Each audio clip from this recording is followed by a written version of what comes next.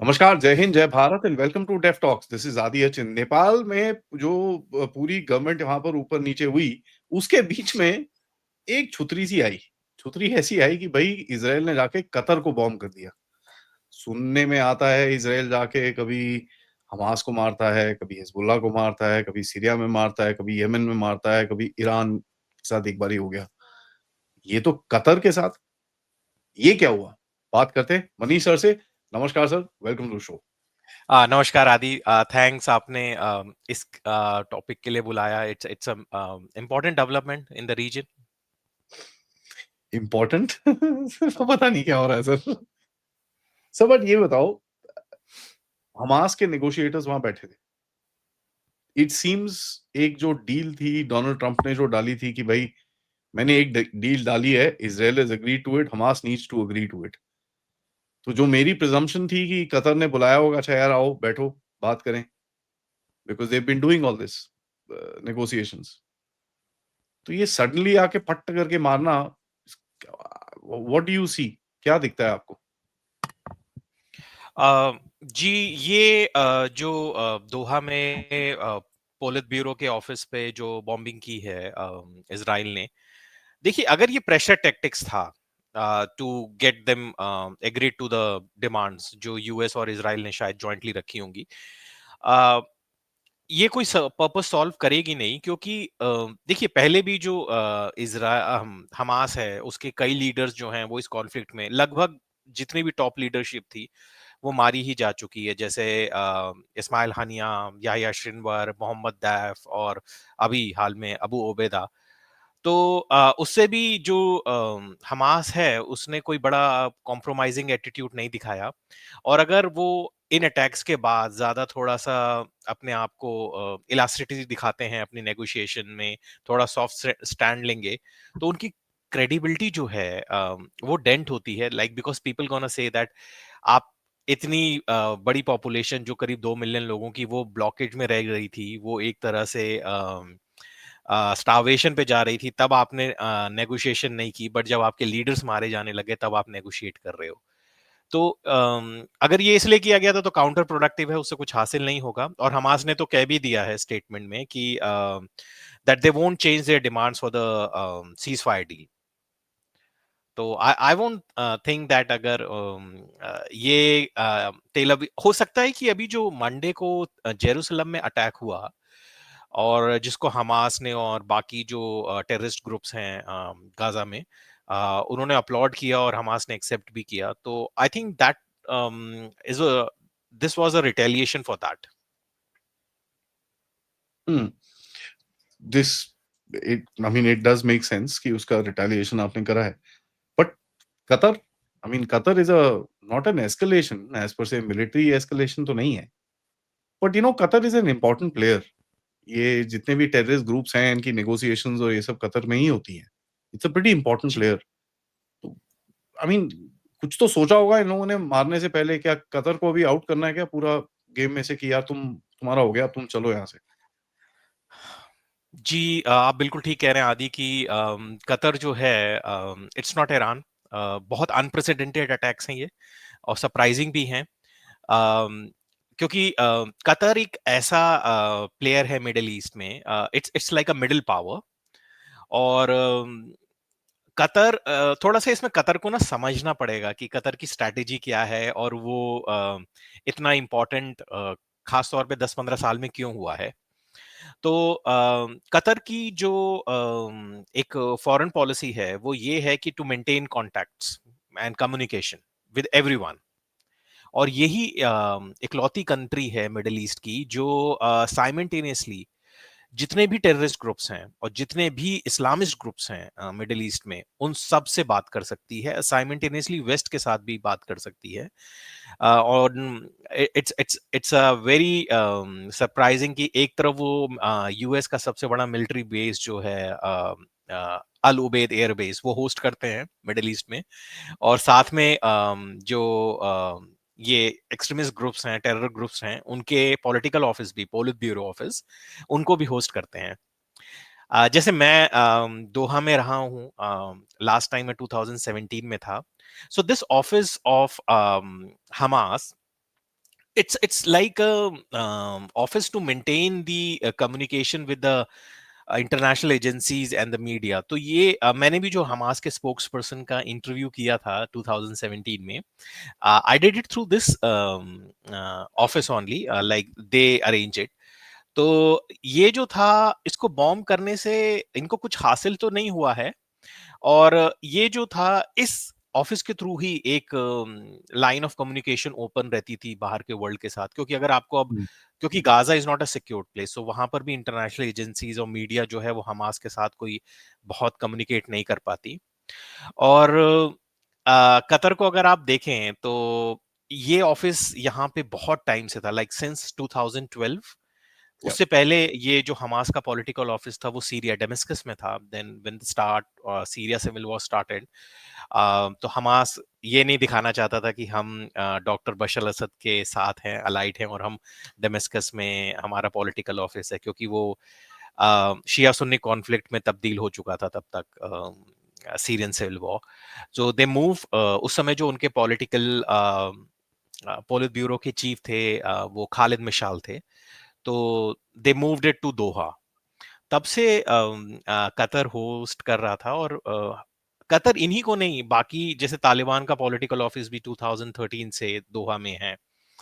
और दोहा ऐसी जगह है मिडिल ईस्ट में कि अगर आप यहाँ जाएं तो अगर आपको किसी भी टेरर ऑर्गेनाइजेशन या किसी इस्लामिस्ट इम्पोर्टेंट ग्रुप के साथ कांटेक्ट एस्टैब्लिश करना है, तो Doha is the right place for you.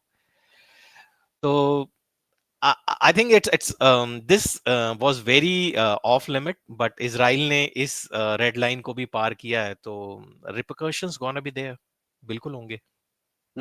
Sir but मेरे को एक चीज बताओ, let's put this into perspective थोड़ा सा। आप जिनके साथ नेगोशिएट कर रहे हो अपने हॉस्टेजेस निकालने के लिए, आपने उनको ही ठोक दिया अभी, तो किसके साथ नेगोशिएट करोगे आप? Yes, very right. अगर मान लीजिए अगर आपने सबको ही मार दिया तो आप बात किससे करोगे? और बात इस किससे समय करोगे? जी, इस समय जैसे गाजा में अगर आप देखें ग्राउंड पे, तो जो भी मिलिट्री कमांडर्स बचे हैं, वो सारे सेकंड जनरेशन है, फर्स्ट जनरेशन लगभग सारे मारे जा चुके हैं।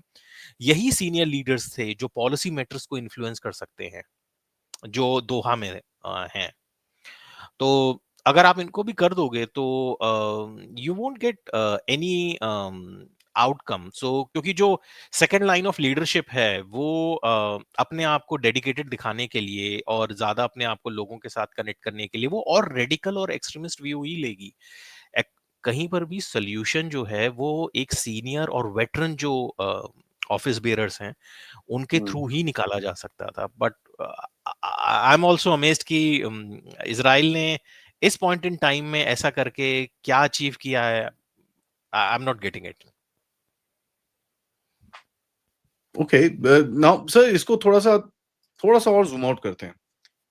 टर्की ने पिछले हफ्ते में जितने भी डिप्लोमेटिक रिलेशंस थे, जो सॉरी इकोनॉमिक रिलेशंस थे, वो सारे तोड़ दिए। तो भाग जाओ यहाँ से, हम तुम्हारे से ट्रेड नहीं करेंगे। ऑल्दो वो ट्रेड चलता है, हमको भी पता है, तेल आने का एक ही रास्ता है, टर्की से ही आएगा वो तेल, उसमें कोई डाउट नहीं है।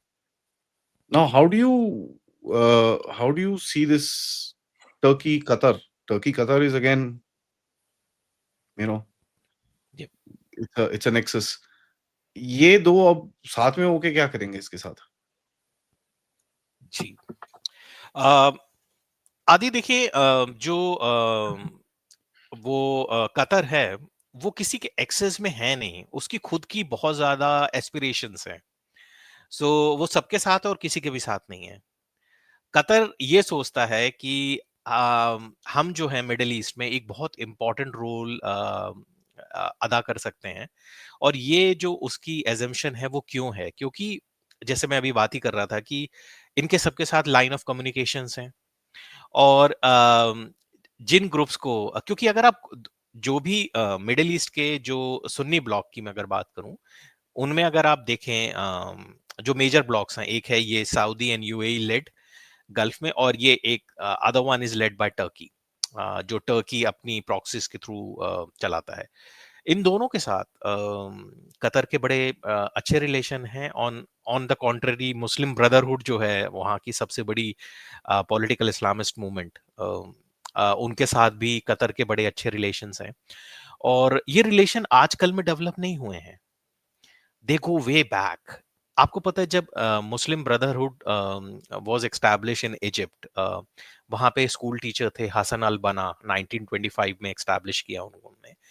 एंड जब अरब वर्ल्ड में बाथिस्ट मूवमेंट चली, बाथ हम्म, मूवमेंट, जैसे अब्दुल गमाल नासिर जो थे इजिप्ट के, उन्होंने चलाई, बाद में इराक में सीरिया में आई, एंड अभी तक भी जो डॉक्टर बशर असद थी उनकी जो पार्टी थी बाथ थी, सद्दाम हुसैन थे उनकी पार्टी बाथिस्ट थी। तो जब बाथिस्ट आए, दे वर बाथिस्ट जो आइडियोलॉजी है it's more about Arab nationalism, nothing to do with the religion. तो उन्होंने मुस्लिम ब्रदरहुड पे बहुत क्रैकडाउन किया। सो वहां से मुस्लिम ब्रदरहुड उस टाइम वो लोग कतर में आए और कतर ने उनको शेल्टर दिया। I am talking about 70s। तब से लेके कतर जो है, दोहा जो है उनको होस्ट कर रहा है, तो वो उनके बहुत पुराने रिलेशन हैं, उनके एक तरह के डीप एसेट्स हैं वो। और उसी चीज को और अच्छा, इसको थोड़ा सा ऐसा भी समझते हैं, वैसे मुस्लिम ब्रदरहुड अपने आप में एक बहुत बड़ा टॉपिक है, उस पर तो आप एक दो सीरीज कर सकते हैं। तो मुस्लिम ब्रदरहुड को अरब वर्ल्ड में बहुत एक थ्रेट के रूप में क्यों देखा जाता है, खासतौर पे गल्फ कंट्रीज क्यों देखती हैं? क्योंकि उनको ये वो लोग ये सोचते हैं कि ये पॉलिटिकल इस्लाम को आगे हम्म, बढ़ाएंगे, जिससे इस्लामिस्ट जो हैं वो एम्पावर होंगे, और जो मोनार्कीज हैं, सल्तनत्स जो हैं, जैसे सऊदी अरब में है, यूएई में है, बहरीन में है, इनके लिए वो डायरेक्ट खतरा है, because they don't believe in monarchy, they believe in Islamist ummah and it should be one hmm, ummah. तो इस वजह से मुस्लिम ब्रदरहुड को बहुत थ्रेट के रूप में देखा जाता है। बट कतर ही है जो नहीं देखता, क्योंकि कतर के कुछ यूनिक कंडीशंस हैं जिससे वो इम्यून है मुस्लिम ब्रदरहुड के थ्रेट से। जैसे जो मुस्लिम अगर आप कतर की डेमोग्राफी देखें तो 89% जो है पॉपुलेशन वो फॉरेनर सिटीजन्स की है, जिनकी कोई पॉलिटिकल राइट नहीं है। Only 11% of Qataris, like the people living in Qatar, they are the citizens of Qatar. उनके पास ऐसा कोई भी मोटिवेशन नहीं है कि वो किंग और जो वहां पे जो रॉयल फैमिली है उसके साथ कन्फ्रंट्रेशन में जाएं। तो हम्म, मुस्लिम ब्रदरहुड का जो खतरा है वो इनके लिए, कतर के लिए नहीं है, that's why they host them. और जैसे मैं कह रहा था कि मुस्लिम ब्रदरहुड भी एक बहुत बड़ा नेटवर्क है, तो इस वजह से जैसे ये हमास को होस्ट करते हैं, उसके बाद जो Islamic international Islamic scholar association है उनको भी होस्ट करते हैं, वो स्कॉलर ब्रांच है, एकेडमिक्स ब्रांच है मुस्लिम ब्रदरहुड की, उनको भी वो दोहा में होस्ट करते हैं।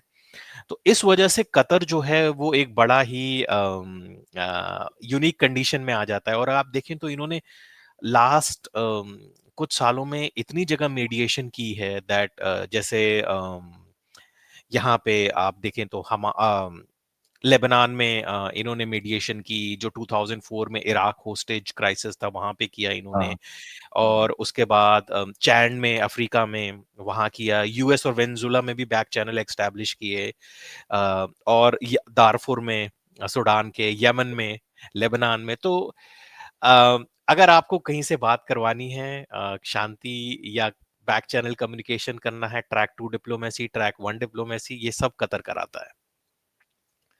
सो hmm. That's why it's a important player.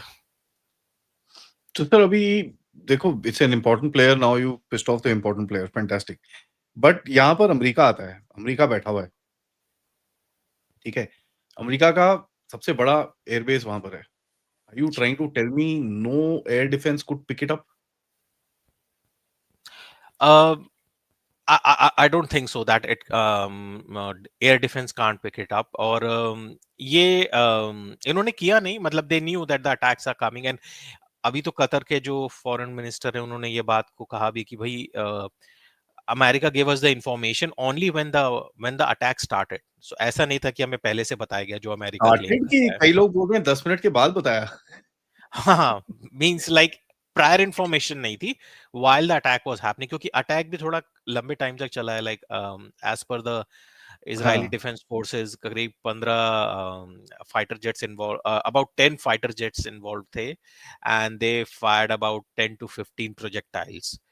तो ठीक ठाक टाइम लगा होगा, तो उस टाइम तक तो इनको पहले से तो कुछ नहीं पता था। और अब वो जो अल उबैद एयर बेस है वहां पे अमेरिका के बहुत अच्छे एयर डिफेंस पेट्रोइट सिस्टम थार्ड सब डिप्लॉयड हैं, तो अगर वो चाहते तो कर सकते थे, but I don't think intention थी करने की। तो अमेरिका को पता था पूरा सर? Yes yes, alright. बिल्कुल। So what would be America's motive to go along with this? America I think like उनका ये हो सकता है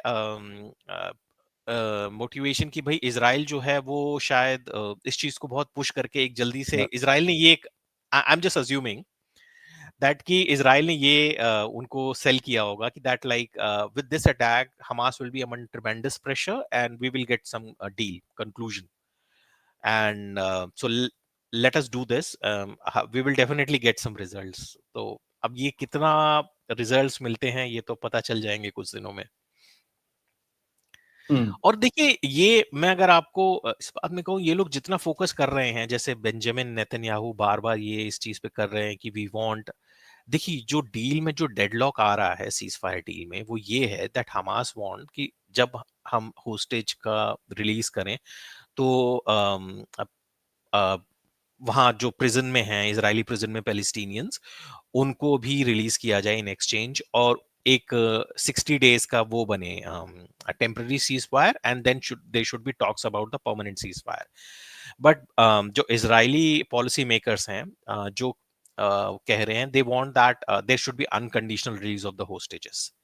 हुँ, तो and Israeli prime minister Benjamin Netanyahu बार बार इस बात को इस पे जोर दे रहे हैं कि we want Hamas to finish off, let the arms like let out the weapons. So उससे भी अगर मान लीजिए, अगर इस बात को हम लोग फर्ज भी कर लेते हैं कि ऐसा हो जाता है, तो भी उससे गाजा में पूरी तरह से स्टेबिलिटी और ये जो वायलेंस है ये नहीं होगी, क्योंकि जैसे सबको आपको पता ही है कि गाजा में जो ये मूवमेंट चल रही है वो मोनोलिथिक मूवमेंट नहीं है, it's not only led by Hamas, वहाँ और भी ऑर्गेनाइजेशंस हैं जो हमास के लीडरशिप में लड़ती है, but they are different outfits like हाँ, पैलेस्टीनियन इस्लामिक जिहाद, मलिक जिहाद, उसकी हाँ अल उसकी जो वो है मिलिट्री विंग अल-वजीद, हाँ, अल कुड्स ब्रिगेड है, फिर उसके बाद अल-कुद्स, हाँ, अल अक्सा मटार्स ब्रिगेड है जो पहले ये, एक टाइम में फतह की मूवमेंट थी और 2007 में अलग हो गई, और हुँ, उसके बाद पॉपुलर रेजिस्टेंस कमेटी पीआरसी की सलाह अल दीन ब्रिगेड है। तो वहाँ अगर हमास पिक्चर से चला जाता है तो ऐसा नहीं होगा कि वहाँ पे एकदम वैक्यूम आ जाएगा। ये लोग हमास को रोल मॉडल बना के दोबारा से शुरू कर देंगे मूवमेंट। तो इसीलिए एक आउटफिट को बहुत ज़्यादा टारगेट करके या ये सोच के कि हम उनका टोटल सरेंडर करा दिया and things gonna be now normalize, ऐसा नहीं होगा। हुँ। तो अभी नेक्स्ट स्टेप्स क्या देखते हो सर आप इस पूरे गेम के अंदर? क्योंकि this is not an easy situation, nor for Qatar, nor for Israel, nor for America, nor for the Middle East. जी, जैसे आप किसी भी मिलिट्री कन्फ्रंटेशन में ऑपरेशंस में जब इंडल्ज होते हो, आई एम नॉट टॉकिंग कि कोई भी kinetic operation, it's a long term military operation, जब आप इंडल्ज होते हो अ, उसमें आप हमेशा इस चीज को डिफाइन करते हो दैट आपकी एग्जिट स्ट्रेटेजी क्या होगी। तो इज़राइल जो है आई थिंक वो अपना फोकस थोड़ा सा लूज कर रहा है, they they are not very much like don't have much idea कि इसको हम कंक्लूड कैसे करेंगे मिलिट्री, क्योंकि उनके पास में कई उनको जो चीजें मिली जिस पर वो कंक्लूजन एक तरह का कर सकते थे एक्टिव मिलिट्री ऑपरेशंस को। जैसे हमास की जो गाजा की लीडरशिप थी वो खत्म हुई, पॉलिटिकल चीफ मारे गए, और एक तरह से जो इंफ्रास्ट्रक्चर था हमास का वो टोटली तरह डिस्ट्रॉय हो गया। तो कहीं ना कहीं आप जो थे अपने एक्टिव ऑपरेशंस को सीज कर सकते थे फॉर सम टाइम। बट अब ये जिस डायरेक्शन में जा रहा है आई डोंट थिंक कि ये कोई बहुत नियर टर्म में हमें कोई एक कंक्लूजन मिलेगा या ऐसा कोई एग्रीमेंट आएगा, बिकॉज ये करने के बाद से तो I think the things gonna drag down. और आपने एक जो कतर था, और ऐसा नहीं था कि कतर जो था वो हमास से ही बात कर रहा था, और इजराइल भी कतरीज को अप्रोच करते थे, एंड हुँ, केवल अभी नहीं वो पहले भी, जैसे आपको पता है कतर बहुत फंडेड और बहुत असिस्टेंस मूवमेंट चलाता वो एड देता है गाजा के लिए। तो वो इजरायली जो है और काफी मटेरियल भी प्रोवाइड करता है, तो वो इसराइलीज के थ्रू ही आ पाता है गाजा में। तो उस कतरीज पहले भी इसराइलीज के साथ नेगोशिएट करते रहे हैं इस चीज के लिए, बट अब जो ये हुआ है एक बहुत बड़ा बॉटल नेक क्रिएट हो गया है, और I think there will be a deadlock for some time. तो इसको तो सॉर्ट आउट करने की कोशिश कर रहे थे, तो क्या?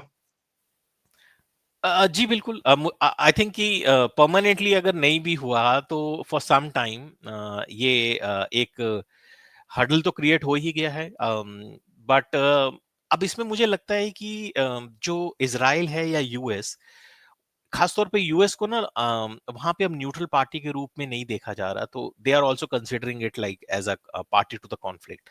तो इसमें कोई इंटरनेशनल एजेंसीज जो हैं या I say that regional country, they should play more important role.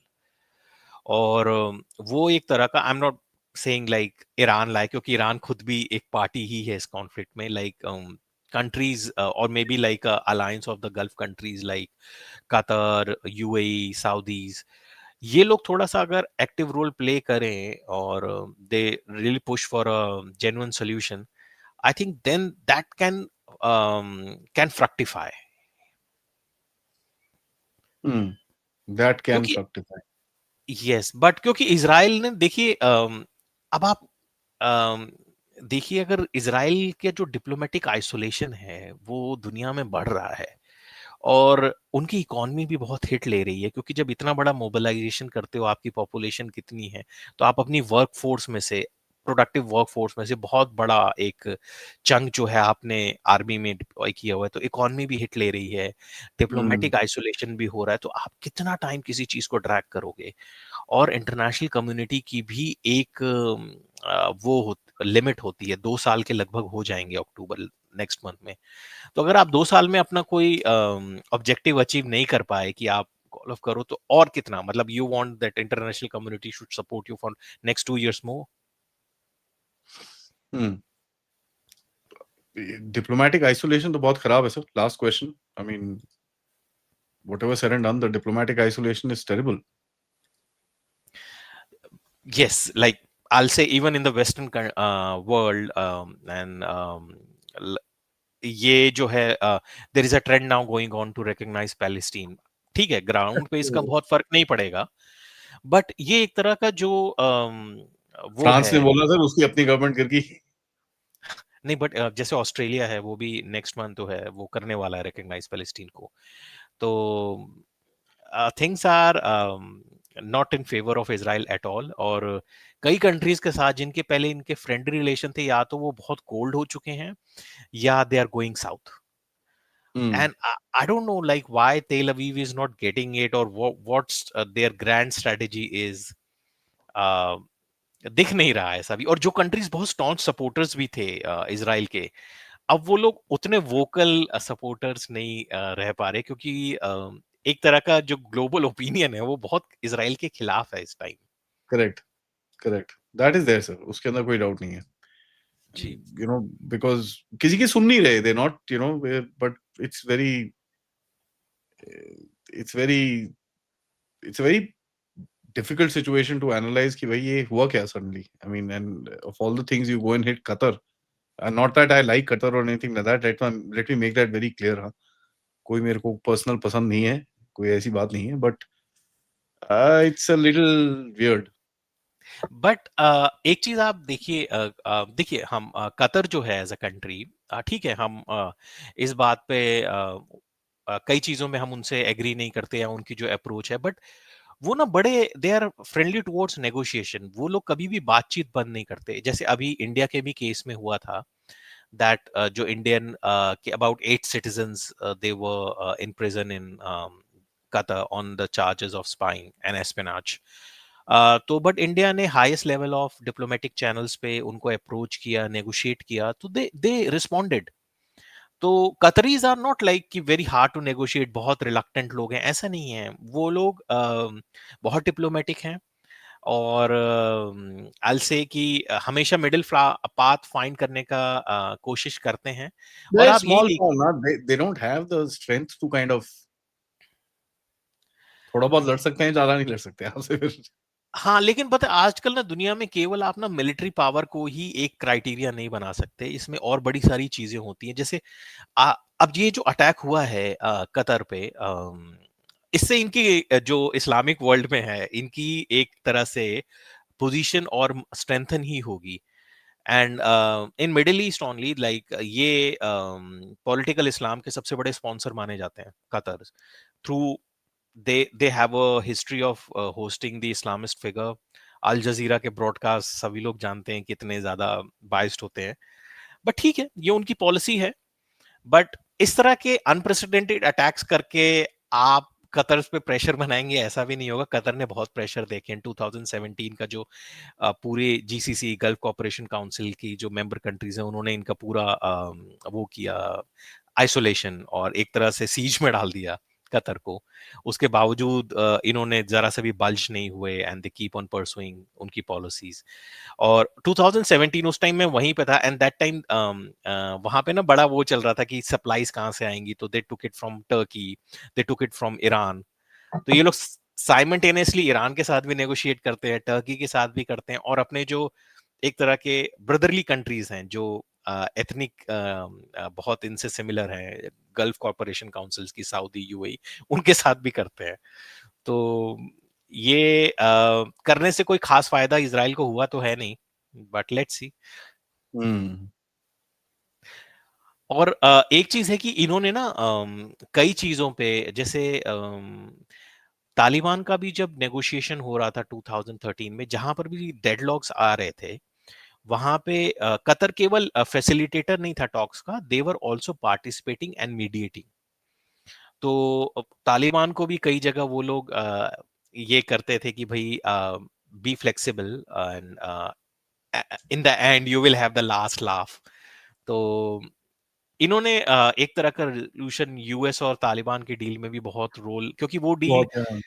हाँ, मैंने क्योंकि उस समय पॉलिटिकल ऑफिस वहां पे था, तो वहां पे मेरा जाना होता था, और मैं देखता था कि हाँ, मतलब Qataris are very much involve. नहीं, नहीं, वो तो घुसे हुए थे सर। जी। There is no question about it. Thank you so much sir, always a pleasure आपसे बात करके, आपसे सीख के, क्योंकि ये बड़ा इंडिया में अभी ये सब लोग का फ़ोकस नेपाल पे है कि ये साला ये क्या हुआ? और वहाँ पर पीछे इज़राइल आया, डुम करके मार के चले गए, किसी को पता नहीं चला। Thank you so much sir, always a pleasure talking to you and it's always a pleasure be on your platform Aadi, but एक चीज है कि इंडिया भी जितनी बड़ी कंट्री है और आने वाले टाइम में होगी, और हमें जितना भारत को ग्लोबल रोल प्ले करना है, तो इंडिया की एक तरह की जो वो है awareness, it should be global now. या एब्सोल्युटली सर, कोई बात ही नहीं है। We have to be aware of everything that is happening around the world. There is no Because question. very soon India will be a policy maker on the global affairs. या Yes. sooner than later, looking at the way things are happening. So Yes. thank you so much sir, and audience सबसे request है, video को like करिए, subscribe करिए and share this with your friends and families, and of course if you can please do contribute. QR code, PayPal, super sticker, super chats is the way to go. Namaskar.